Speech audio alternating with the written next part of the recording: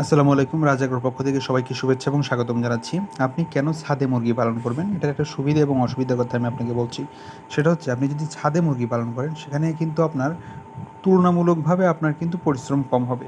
ঠিক আছে? আপনি যদি বাহিরে নিচে যদি আপনি মুরগি ছেড়ে দিয়ে পালন করেন, সেক্ষেত্রে কিন্তু রোগ জীবাণু বেশি হবে এবং অন্যান্য মুরগির দ্বারা ডিজিজের রোগ জীবাণু আক্রান্ত হওয়ার সুযোগ আছে।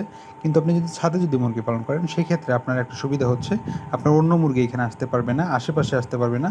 আর দ্বিতীয় হচ্ছে একটা নির্দিষ্ট জায়গার মধ্যে কিন্তু আপনি এখানে পালন করতে পারবেন।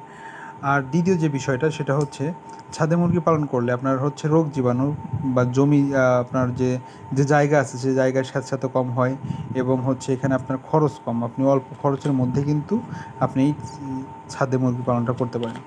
আসলে ছাদে মুরগি পালন করার জন্য আপনি যে বিষয়টা আপনার প্রথম মাথায় রাখতে হবে সেটা হচ্ছে নির্দিষ্ট জায়গাটা সিলেক্ট করতে হবে এবং অল্প বাজেটের মধ্যে আপনি কিন্তু বেশ কয়েকটা পার্টিশন দিয়ে আপনি ছাদে মুরগি পালন করতে পারবেন।